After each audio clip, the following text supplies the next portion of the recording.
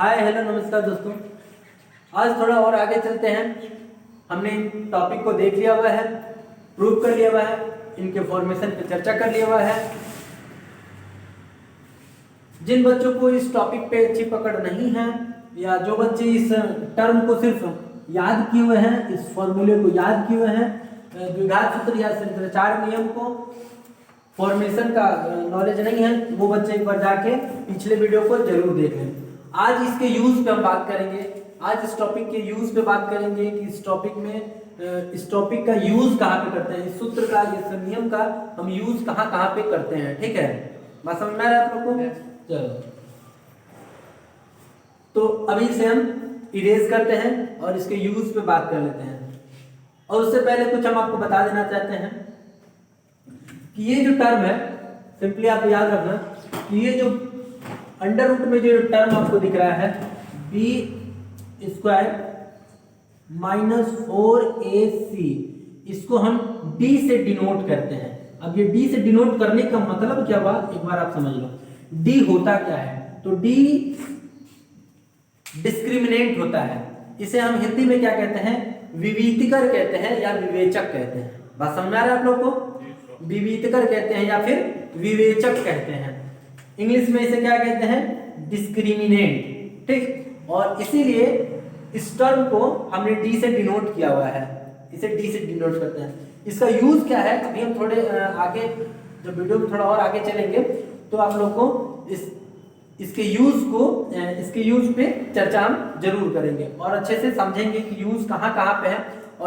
और इस टर्म को आप वीडियो को पॉज करके नोट कर लेना, क्योंकि इस टर्म पे हम काफी अच्छे से चर्चा करने वाले हैं। ठीक है, तो अभी हम इसे इरेज करते हैं। हमने इस सूत्र को मिटा दिया हुआ है। अब बात है इसके यूज पे। तो सिंपली आप ऐसा समझ लो कि जब हम क्वाड्रेटिक इक्वेशन के रूट्स को फाइंड करते हैं तो हम लोगों ने क्या सीखा हुआ है कि सबसे पहले उस क्वाड्रेटिक इक्वेशन के रूट्स को फाइंड करने के लिए एक स्टैंडर्ड फॉर्म या यूं कह लो जनरल फॉर्म से क्या करते हैं, कंपेयर करते हैं। हमने एक छोटा सा क्वेश्चन लिया हुआ है ताकि इस टर्म को और अच्छे से हम समझ सके।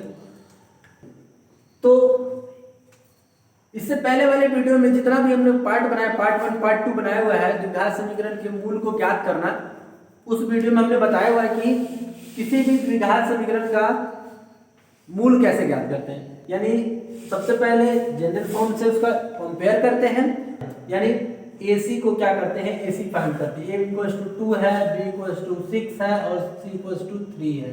ठीक है, और AC को पहले गुणा करते हैं, यानी फर्स्ट इनटू लास्ट को गुणा करते हैं। आ गया कितना जी, 6 आ गया, 6 आ गया मेरे पास। और B क्या है, तो B भी 6 है।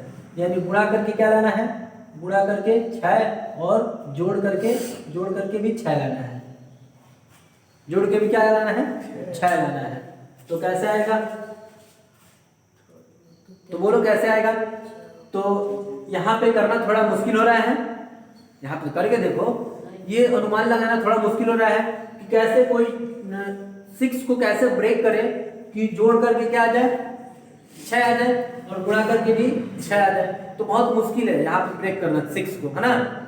तो यहाँ पे जब इस टर्म का हमने अप्लाई किया, जब इस टर्म को यूज किया पहले वाले वीडियो में जैसे हमने किया हुआ है, जो बच्चे पहले की वीडियो नहीं देखे जाके एक बार विजिट करें उस वीडियो पे और देखें कि उस वीडियो में हमने रूट्स को कैसे फाइंड किया हुआ है, एक एक टर्म पे हमने चर्चा किया हुआ है। ठीक है, तो यहाँ पे जब हम लोग का यहाँ पे गुणनखंड विधि फेल कर जा रहा है, उस मेथड से, फैक्टराइजेशन मेथड से ये फैक्टर नहीं निकल पा रहा है इसका, तब हम क्या करते हैं, तब बात करते हैं इस सूत्र का, सिद्धाचार्य नियम का, यानी द्विघात सूत्र से ही तब हम इसको कर पाएंगे। अदरवाइज इसको हम ऐसे जोड़ते रहेंगे, घटाते रहेंगे और अपने दिमाग में ऑब्जर्वेशन करते रह जाएंगे तो लेकिन हो नहीं पाएगा ये। ठीक है, तो उसके लिए हमको ये सूत्र का यूज करना पड़ता है।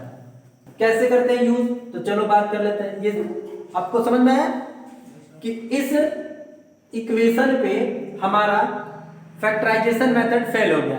तो जब यहाँ पे फेल हो गया तब क्या करते हैं जी, तब हमने द्विघात सूत्र या चार नियम को अप्लाई करना ही होगा, उसके बाद ही हम इसके रूट्स को फाइंड कर सकते हैं। अदरवाइज हम बहुत से कैलकुलेशन करते रह जाएंगे, ऐसे कैलकुलेशन करते रह जाएंगे, करते जाएंगे और बहुत टाइम टेकिंग होगा, उसके बावजूद नहीं हो पाएगा। ठीक है, तो चलो बिना देर करते हुए हम डायरेक्ट उस टॉपिक पे चलते हैं। देखो ऊपर हमने लिखा हुआ है इसी टर्म का यूज कर ले लो आप भी।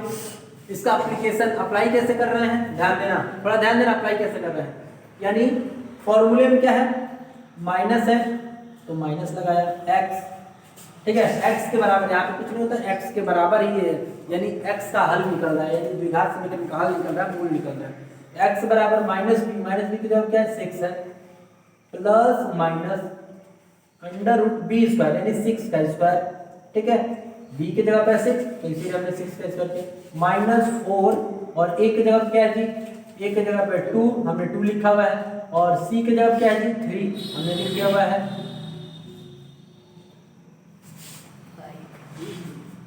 ठीक है, और यहाँ पे 2 a की जगह क्या है जी 2 है, लिख लिया। अब सिंपली इसका क्या करना है, सिंप्लीफिकेशन करना है। पिछली कक्षा में हमने सिंप्लीफिकेशन बहुत अच्छे से पढ़ा हुआ है, सरल करो, तो उस कॉन्सेप्ट का यूज करके, सिंप्लीफिकेशन के कॉन्सेप्ट का यूज करके इसको हमने क्या करना है, सॉल्व कर लेना है। चलो जिन बच्चों का कॉन्सेप्ट क्लियर नहीं है यहाँ पे धीरे धीरे देखेंगे तो वो भी हो जाएगा क्लियर, लेकिन पेशेंस से आप वीडियो में बने रहें। 6 और प्लस माइनस जो करते हैं हमने लिख दिया 6 यानी 6 का स्क्वायर क्या हो जाएगा 36 और माइनस क्या हो जाएगा 8 8 24, बहुत अच्छा 24 4 आ गए जी। अब क्या कर लेना है, अंडर रूट के अंदर वाले को 6 प्लस माइनस अंडर रूट के अंदर वाले टर्म को जोड़ना है या घटाना, जो भी दिया हुआ है घटाना है तो घटाना है, तो कैसे 36 12 चलो 4। अब देखो जी, आप चाहो तो यहां से भी आंसर ले सकते हो, ठीक है, और आप चाहो और भी इसको क्या सिंपल करना तो और भी सिंपल इसको करके दिखा देते हैं। देखो क्या करेंगे, x बराबर क्या जी -6 प्लस माइनस और 12 है बाई 4 है ना, इस टर्म को हमने यहाँ पे लिख लिया। तो एक बार हमें पता है कि क्वाड्रेटिक इक्वेशन में उसके दो मूल होते हैं, हमें पता है कि क्वाड्रेटिक इक्वेशन के दो मूल होते हैं, तो एक को हम अल्फा मान लेते हैं और दूसरे को बीटा मान लेते हैं। अल्फा इक्वल्स टू क्या हो जाएगा -6 प्लस अंडर रूट 12 बाई 4, ठीक है, और एक को हमने बीटा ले लेना है, बीटा ले लिया तो -6 माइनस रूट 12 बाई 4 ऐसे। और इससे सिंपल करने के लिए ये दोनों हमारा आंसर ऐसे भी काम कर जाएगा, लेकिन इसको हम क्या करते हैं और सिंपल करते हैं। कैसे करेंगे, तो ये जो अंडर रूट में 12 दिया हुआ है 12 दिया हुआ है उसका फैक्टर निकालते हैं, ठीक है, देखते रहो ध्यान से। 2 से कितना जी 6 2 से 3। अब देखो इस अंडर रूट के अंदर यदि हम ऐसे लिखे 2 × 2 × 3 तो आप पाओगे कि इसका पेयर बन जा रहा है, ये 2 का पेयर बन रहा है, ये जोड़ा बन जा रहा है। तो जब ये जोड़ा बन गया तो 1 2 हमारा क्या निकल जाएगा, बाहर निकल जाएगा। जैसे हम लोग क्या करते हैं स्क्वायर रूट के कॉन्सेप्ट में यानी वर्गमूल निकालते हैं, तो उस कॉन्सेप्ट में हमने जोड़ा बना के क्या करना है, निकाल लेना है बाहर। तो वैसे यहाँ पर हमने जोड़ा बना के एक 2 को निकाल लेना बाहर, तो हमने ऐसे लिख देना है 2 √3 ऐसे लिख देना है। तो अब हम ऐसे भी लिख सकते हैं इसको, अल्फा इक्वल्स टू -6 और प्लस 2√3 बाई 4। बात समझ में आई जी, आई। और बीटा इक्वल्स टू क्या लिखना है जी, सॉरी, और बीटा इक्वल्स टू क्या लिखना है जी -6 माइनस 2√3 बाई 4। आया, आ गया, चलो तो ये हमारा क्या निकल गया, मूल आ गया, रूट आ गया, जीरोस आ गया। तो आप ये दोनों टर्म, ये टर्म और ये टर्म, और यहां पे ध्यान दो, ये अल्फा बीटा और ये अल्फा बीटा दोनों में कोई अंतर नहीं है, ये अल्फा यही अल्फा लिखे हैं, इस अल्फे के बराबर ही है ये अल्फा, और ये बीटा यही बीटा है। बस इस 12 को हमने क्या किया हुआ है, ब्रेक करके लिखा हुआ है। बात समझ में आ रहा है, दोनों एकदम सिमिलर वर्ड, दोनों एकदम सिमिलर रिजल्टेंट है। दोनों रिजल्टेंट जो है हमारा एकदम सिमिलर है, ठीक है। बहुत ज्यादा डीप में हमको इसलिए जाना पड़ रहा है कि बच्चे इस चीज को समझ नहीं पाते हैं कि ये कैसे ब्रेक करते हैं और कैसे हम लोग इसका फॉर्मेशन करके लिखते हैं, ठीक है। तो जिन बच्चों का कॉन्सेप्ट थोड़ा ठीक है तो वो वीडियो को थोड़ा क्या स्किप करके आगे बढ़ सकते हैं, लेकिन जो बच्चे बहुत ज्यादा जिनका बेसिक कॉन्सेप्ट क्लियर नहीं है, बहुत ज्यादा कमजोर है, उनके लिए तो ये पूरा टर्म देखने को बनता है, ठीक है। चलो तब समझ में आया कि अब एक बात बताओ, आप ही ध्यान दो, यहाँ पे हमने यहाँ पे ऑब्जर्व करो कि जब क्वाड्रेटिक इक्वेशन इस फॉर्म में था जिसका हमने फैक्टराइजेशन मेथड से इजीली यानी गुणनखंड विधि से इजीली गुणनखंड निकाल के, आसानी से गुणनखंड निकाल के मूल प्राप्त कर ले रहे थे, प्राप्त हो जा रहा था, तब तो कोई दिक्कत नहीं था, तब तो कोई दिक्कत नहीं था। लेकिन अब ये क्वेश्चन बिल्कुल जनरल फॉर्म के टर्म में है, एकदम जनरल फॉर्म से मैच कर रहा है, उसके बावजूद यहाँ पे हमारा फैक्टराइजेशन मेथड यानी गुणनखंड मेथड क्या हो जा रहा है, गुणनखंड विधि हमारा क्या हो जा रहा है, फेल हो जा रहा है। तो जब यहाँ पे हमारा गुणनखंड विधि फेल हो जा रहा है तब इसके मूल को हम कैसे प्राप्त करेंगे, तो इसी समस्या से निजात पाने के लिए श्रीधराचार्य ने क्या किया, एक नियम दिया, यानी एक सूत्र का प्रतिपादन किया, जिस सूत्र को क्या कहते हैं, श्रीधराचार्य का नियम या द्विघात सूत्र। बात समझ में आया? ये सारा जितना भी हम लोगों ने कॉन्सेप्ट में इतना लंबा चौड़ा कहानी को, स्टोरी को बना के चर्चा किया हुआ है, तो ये सारा खेल इसी कॉन्सेप्ट को समझने के ऊपर है, ताकि बच्चे इस चीज को समझ पाए और आसानी से किसी भी कठिन से कठिन द्विघात समीकरण का मूल प्राप्त कर सके। अब एक बात और एक चीज आप ऑब्जर्व कर रहे होंगे, आपके दिमाग में कभी ये संख्या चल सकता है क्या, ये भी तो रियल नंबर है, ये भी रियल नंबर है, तो आपके दिमाग में ये दोनों संख्या चल सकता है क्या कि गुणा करके 6 ला दें और जोड़ करके 6 ला दें, कभी आपके दिमाग में चलेगा? कोई कितना भी बड़ा मैथमेटिशियन होगा तो डायरेक्ट ऑब्जर्व कर पाएगा? नहीं कर पाएगा। देखो इन दोनों को आप जोड़ोगे तो 6 आएगा, गुणा करोगे तो भी 6 आएगा, आप करके देख लो, कर लेना तो आएगा वो चीज। लेकिन कैसे? जब हम क्या करेंगे, इसका श्रीधराचार्य फॉर्म से इसके रूट्स को फाइंड करेंगे तब हमें ये चीज मिलता है। डायरेक्ट कोई ऑब्जर्वेशन नहीं कर सकता है, इस चीज को डायरेक्ट कोई नहीं लिख सकता है, ठीक है। तो यह ही हमारा क्या है, रूट्स है या फाइंड है, ठीक है। तब देख लो, यही हमारा क्या है, अल्फा और बीटा रूट्स है। अब इनको हम इस इक्वेशन में सेट करेंगे, यानी x के जगह, ये दोनों x का वैल्यू है, एक को अल्फा मानते हैं, एक को बीटा। अब ये दोनों वैल्यू को x की जगह पे यदि हम रख दें, x के जगह पे हम रख दें, तो हमारा ये पूरा इक्वेशन जो है राइट हैंड में 0 है तो लेफ्ट हैंड में भी 0 आ जाएगा, यानी इक्वेशन जो है वो क्या हो जाएगा, सेटिस्फाई हो जाएगा। बात समझे? इक्वेशन जो है हमारा क्या हो जाएगा, संतुष्ट हो जाएगा। अब देखो एक ही क्वेश्चन हमने समझ लिया हुआ है, और एक का दुक्का क्वेश्चन लेके थोड़ा इस टॉपिक को और अच्छे समझ लेते हैं। और बात रही जो हमने यहाँ पे नीचे कॉन्सेप्ट को लिखा हुआ था, d = b² - 4ac, उस टर्म पे भी चर्चा करेंगे। यदि ये वीडियो ज्यादा लंबा हो जा रहा है, बहुत ज्यादा लंबा हो जाएगा, तो उस वीडियो में उस चीज को हम कवर कर लेंगे, ठीक है। तो अब इस क्वेश्चन को मिटाते हैं और एक नया क्वेश्चन लेते हैं, ठीक है। चलो अब ये क्वेश्चन पे हम लोगों ने नजर डालना है, अब ये क्वेश्चन को देखना है। एक ही दो क्वेश्चन पे सारे कॉन्सेप्ट पे हमने क्या करना है, नजर डाल लेना है, कॉन्सेप्ट को समझ लेना है, ताकि आने वाले और भी क्वेश्चन में आप लोग को दिक्कत ना हो, समझ में बहुत जल्दी आए। और हम ये मान के चल रहे हैं कि जो मेरे चैनल पे बच्चे पढ़ रहे हैं वो बहुत ही ज्यादा कमजोर है, बहुत कमजोर बच्चे पढ़ रहे हैं, तो हम ये मान के चल रहे हैं कि उनको 0 से हीरो बनाना है, ठीक है। इसके पर्पज से बहुत ज्यादा हमको भूमिका बनाना पड़ रहा है, एक एक क्वेश्चन पे बहुत ज्यादा कॉन्सेप्ट को देना पड़ रहा है, डिलीवर करना पड़ रहा है। तो थोड़ा पेशेंस से आप पूरे वीडियो को देखें, आपको एक या दो क्वेश्चंस में आप लोग का सारा कॉन्सेप्ट हमने क्लियर कर दिया हुआ है। 10 क्वेश्चंस को देखने का जरूरत नहीं है, आप बड़े बड़े वीडियो को देखेंगे, 10-10 क्वेश्चंस को देखेंगे और आपको उसके बावजूद ये कंटेंट आपको नहीं मिलेगा।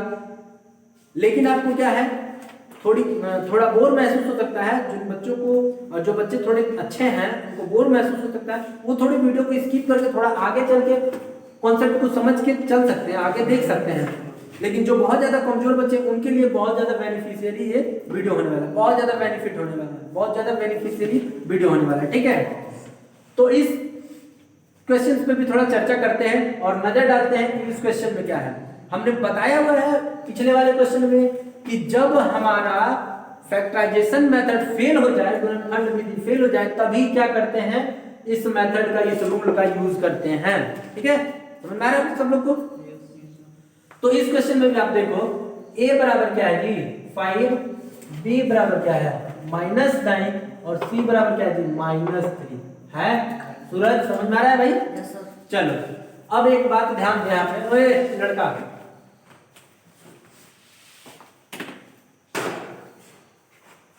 अब एक बात यहाँ पे ध्यान दो आप कि a और c का मल्टीप्लीकेशन करो, ac को लाओ तो -15 गुणा करके 15 और घटा करके b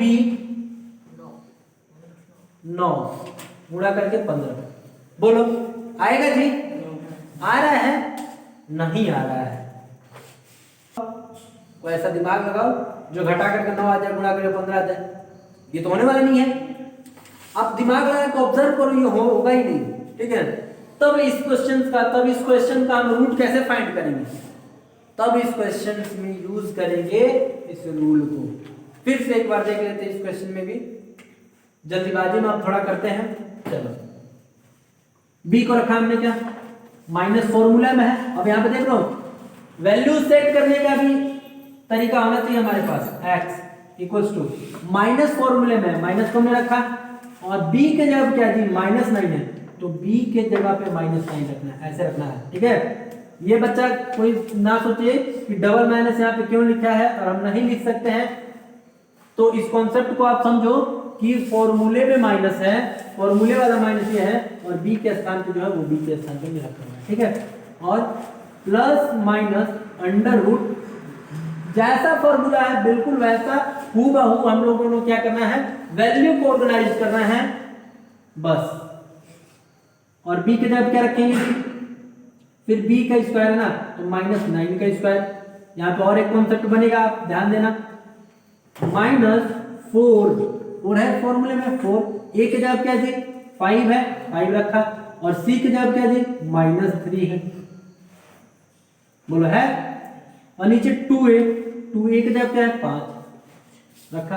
अब देखो x बराबर -9 माइनस अंडर रूट में 9 9 81। अब देखो हमने क्या किया, -9 का स्क्वायर किया तो 81 लिखा। बहुत बच्चे के दिमाग में चलता है सर -81, जो बहुत ज्यादा कमजोर बच्चे हैं, बार बार बोल रहे हैं, जो बच्चों को इन सारे कॉन्सेप्ट पे पकड़ है उनके लिए कोई दिक्कत नहीं है। जो बच्चे बहुत ज्यादा कमजोर हैं, एकदम कमजोर हैं, उनके लिए -81 नहीं होने वाला। क्यों?